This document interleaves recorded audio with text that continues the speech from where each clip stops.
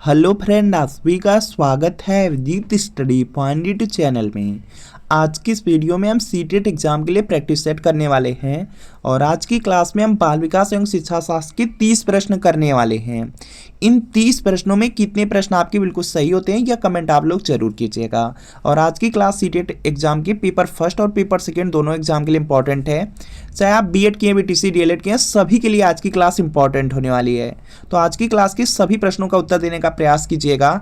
और आज की क्लास का आपका सबसे पहला प्रश्न है, सृजनशील बालकों का लक्षण है।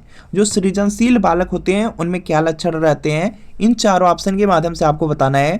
तो जो सृजनशील बालक रहते हैं उनमें जिज्ञासा रहती है, जानने की इच्छा बहुत ज़्यादा रहती है, उत्सुकता रहती है। तो यहाँ पे डी वाला आपका बिल्कुल यहाँ पे राइट आंसर हो जाएगा। इसके बाद देखिए दिया गया है कि जिस आयु में बालक की मानसिक योग्यता का लगभग पूर्ण विकास हो जाता है वह है। तो यहाँ पर जो बालक की मानसिक योग्यता है इसका लगभग पूर्ण विकास 14 वर्ष की आयु में होता है। तो यहाँ पर आपका ऑप्शन नंबर ए वाला बिल्कुल राइट आंसर हो जाएगा। अगला प्रश्न है, मस्तिष्क द्वारा अपनी स्वयं की क्रियाओं का जो निरीक्षण किया जाता है वह किस विधि में किया जाता है, यह प्रश्न है। तो यहाँ पे इसका राइट आंसर हो जाएगा, मस्तिष्क द्वारा अपनी स्वयं की क्रियाओं का जो निरीक्षण होता है वह आत्म निरीक्षण विधि में होता है। तो यहाँ पे डी वाला बिल्कुल राइट आंसर हो जाएगा। अगला प्रश्न है कि विकासात्मक पद्धति को कहते हैं। जो विकासात्मक पद्धति है इसी को उत्पत्ति मूलक विधि कहा जाता है। तो यहाँ पे सी वाला बिल्कुल राइट आंसर हो जाएगा। जो प्रयोगात्मक विधि है, प्रयोगात्मक विधि में किसका सामना नहीं करना पड़ता है। तो यहाँ पे जो प्रयोगात्मक विधि होती है इसमें समस्या का चुनाव नहीं करना होता है। तो यहाँ पर आपका ऑप्शन नंबर डी वाला बिल्कुल राइट आंसर हो जाएगा। अगला प्रश्न है कि मानव विकास जिन दो कारकों पर निर्भर करता है वह है। तो देखिए जो मानव का विकास है, मानव का विकास यहाँ पे जैविक और जो सामाजिक होता है दोनों कारक पर निर्भर करता है। तो जैविक और सामाजिक देख लेंगे तो आपके ऑप्शन नंबर बी में दिया गया है, तो बी वाला राइट आंसर हो जाएगा। अगला प्रश्न है कि शिक्षक बालकों की पाठ में रुचि उत्पन्न कर सकता है। तो शिक्षक यहाँ पर बालकों की पाठ में जो रुचि है यह संवेग के माध्यम से उत्पन्न कर सकते हैं। तो सी वाला आपका बिल्कुल राइट आंसर हो जाएगा। वैयक्तिक भेदों का अध्ययन तथा जो सामान्यीकरण है इसका अध्ययन किया जाता है। तो यहाँ पे इसका राइट आंसर हो जाएगा विभेदात्मक विधि में। तो यहाँ पर आपका ऑप्शन नंबर ए वाला बिल्कुल राइट आंसर होगा। अगला है कि यह परिभाषा किसकी है। मनोविज्ञान शिक्षा का आधारभूत विज्ञान है।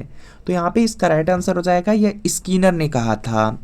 स्किनर ने कहा था कि जो मनोविज्ञान है शिक्षा का आधारभूत विज्ञान है। तो यहाँ पर आपका ऑप्शन नंबर बी वाला बिल्कुल राइट आंसर हो जाएगा। अगला प्रश्न है कि एक माता पिता के अलग अलग रंग की संतान होती है क्योंकि। तो इसका देखिए आपसे कारण पूछ लिया गया। तो यहाँ पे इसका राइट आंसर होगा, यह जीव कोष के कारण होता है। जीव कोष आपके ऑप्शन नंबर सी में दिया गया, सी वाला राइट आंसर होगा। इसके बाद देखिए अगला प्रश्न आपके सामने है कि बाल विकास को सबसे अधिक प्रेरित करने वाला प्रमुख घटक है। तो यहाँ पे इसका राइट आंसर हो जाएगा बड़ा भवन हो जाएगा। तो यहाँ पर आपका ऑप्शन नंबर ए वाला बिल्कुल राइट आंसर हो जाएगा। इसके बाद देखिए अगला प्रश्न आपके सामने है, यहाँ पे किसी कक्षा में संवाद ग्रहण की संभाव्यता को निम्नलिखित में से किससे बढ़ाया जा सकता है। तो यह देखेंगे दृष्टिकोण स्थापित करके, सी वाला आपका राइट आंसर हो जाएगा। अगला प्रश्न आपके सामने है कि किशोरावस्था बड़े बल तथा तनाव, तूफान एवं विरोध की अवस्था है, यह कथन किसने कहा। तो यहाँ पे इसका राइट आंसर हो जाएगा, स्टैनले हॉल ने कहा था कि जो किशोरावस्था है यह बहुत ही यहाँ पे बड़े बल, तनाव और तूफान और विरोध की अवस्था है। किशोरावस्था को इन्होंने कहा था। तो यहाँ पर आपको ऑप्शन नंबर सी वाला बिल्कुल राइट आंसर हो जाएगा। अगला है कि कितने माह का जो शिशु प्रौढ़ व्यक्ति की मुख मुद्रा को पहचानने लगता है। कितने माह का जो शिशु होता है, जो प्रौढ़ व्यक्ति की जो मुख मुद्रा होती है उसको पहचानने लगता है। तो यहाँ पे इसका राइट आंसर हो जाएगा 4 से 5 माह का जो बच्चा होता है, शिशु होता है। तो यहाँ पे ए वाला बिल्कुल राइट आंसर हो जाएगा। अगला प्रश्न आपके सामने है कि मानसिक विकास के लिए अध्यापक का कार्य है। तो यहाँ पे इसका राइट आंसर हो जाएगा मानसिक विकास के लिए अध्यापक के क्या क्या कार्य है, यह है। तो यहाँ पर बालकों को सीखने के पूरे अवसर प्रदान करें, बिल्कुल सही है। बालकों को सीखने का अवसर उनको देना चाहिए। छात्र छात्राओं के शारीरिक स्वास्थ्य की ओर पूरा ध्यान देना चाहिए, पूरा ध्यान दे, यह भी सही है। इससे भी मानसिक विकास होगा। व्यक्तिगत भेदों की ओर ध्यान देते हुए उनके लिए समुचित वातावरण की व्यवस्था करें, यह भी मानसिक विकास के लिए जरूरी है। तो यह सब कार्य अध्यापक के द्वारा किए जाने चाहिए। तो उपर्युक्त सभी होगा, तो डी वाला राइट आंसर होगा। अगला प्रश्न है कि वाटसन ने नवजात शिशु में मुख्य रूप से किन संवेगों की बात कही है। तो यहाँ पे इसका राइट आंसर हो जाएगा नवजात शिशु दिया गया है तो भय क्रोध व स्नेह हो जाएगा। तो यहाँ पर आपको ऑप्शन नंबर सी वाला बिल्कुल राइट आंसर होगा। निम्नलिखित में से किशोरावस्था की मुख्य समस्याएं हैं। तो यहाँ पे इसका राइट आंसर हो जाएगा, देखिए जो अब किशोरावस्था रहती है उस समय देखेंगे आप लोग शारीरिक विकास की समस्या आती है, समायोजन में परेशानी होती है, कठिनाई होती है, काम और जो संवेगात्मक समस्याएं हैं उनमें भी प्रॉब्लम्स आती हैं। तो यहाँ पे क्या होगा, उपर्युक्त सभी होगा, डी वाला बिल्कुल यहाँ पे राइट आंसर हो जाएगा। इसके बाद देखिए अगला प्रश्न है, जो अध्यापक काम संबंधी शिक्षा दे उसमें निम्न में से कौन सा गुण होना चाहिए। तो यहाँ पे इसका राइट आंसर हो जाएगा, यहाँ पर देखिए होगा कि जो अध्यापक काम संबंधी शिक्षा दे तो उसमें संवेगात्मक परिपक्वता होना चाहिए, विनोदी स्वभाव का वो होना चाहिए और उसको काम विषय की अच्छी जानकारी भी होनी चाहिए। तो यहाँ पे उपर्युक्त सभी वाला होगा, डी वाला बिल्कुल राइट आंसर हो जाएगा। इसके बाद देखिए अगला प्रश्न है कि जब माता पिता के बच्चे उनके विपरीत विशेषताओं वाले विकसित होते हैं तो यहाँ पे सिद्धांत लागू होता है। तो यहाँ पे इसका राइट आंसर हो जाएगा, इसको प्रत्यागमन का सिद्धांत कहते हैं। तो डी वाला बिल्कुल राइट आंसर होगा। समानता के नियम के अनुसार माता पिता जैसे होते हैं उनकी संतान भी होती हैं। तो यहाँ पे इसका राइट आंसर हो जाएगा माता पिता जैसी। जो समानता का नियम है उसके अनुसार देखेंगे माता पिता जैसे रहते हैं, उनकी जो संतान होती है वह भी बिल्कुल वैसी ही रहती है, उन्हीं की तरह रहती है। तो यहाँ पे ये वाला बिल्कुल राइट आंसर होगा। इसके बाद देखिए अगला प्रश्न है कि शिशु का विकास प्रारंभ होता है। तो यहाँ पे इसका राइट आंसर हो जाएगा जन्म के पश्चात से। ऑप्शन नंबर ए वाला बिल्कुल यहाँ पे राइट आंसर हो जाएगा। इसके बाद देखिए अगला है कि बालक की मूल शक्तियों का प्रधान कारक है। तो यहाँ पे इसका राइट आंसर हो जाएगा वंशानुक्रम हो जाएगा। ऑप्शन नंबर बी वाला बिल्कुल राइट आंसर है। इसके बाद देखिए अगला प्रश्न है कि पारंपरिक ज्ञान का उपयोग निम्नलिखित में से किसके माध्यम से किया जाना चाहिए। तो यहाँ पे इसका राइट आंसर हो जाएगा इसके प्रचार प्रसार द्वारा। ऑप्शन नंबर जो सी वाला है, सी वाला बिल्कुल राइट आंसर हो जाएगा। इसके बाद देखिए अगला प्रश्न आ जाता है कि मूल प्रवृत्ति का प्रभाव शक्ति प्रदान करता है। तो यहाँ पे इसका राइट आंसर हो जाएगा व्यक्ति के व्यवहार को मूल प्रवृत्ति का जो प्रभाव है यह शक्ति प्रदान करता है, तो व्यक्ति के व्यवहार को। ऑप्शन नंबर डी वाला बिल्कुल राइट आंसर है। अगला है कि बाल विकास की दृष्टि से सर्वाधिक समस्या का काल होता है। तो यहाँ पे इसका राइट आंसर हो जाएगा आपका शैशवावस्था हो जाएगा। ऑप्शन नंबर जो बी वाला है, बी वाला बिल्कुल राइट आंसर हो जाएगा। अगला प्रश्न आपके सामने है, यहाँ पे बालक की अभिवृद्धि जैविकीय नियमों के अनुसार होती है, यह कथन है। तो यहाँ पे इसका राइट आंसर होगा क्रोगमैन ने कहा था। तो क्रोगमैन का यह कथन है कि जो बालक की अभिवृद्धि है वह जैविकीय नियमों के अनुसार होती है। तो सी वाला राइट आंसर है।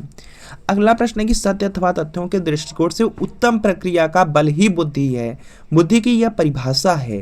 तो यहाँ पे इसका राइट आंसर हो जाएगा, थांडाइक ने दिया था यह। तो यहाँ पर आपको ऑप्शन नंबर बी वाला बिल्कुल राइट आंसर हो जाएगा।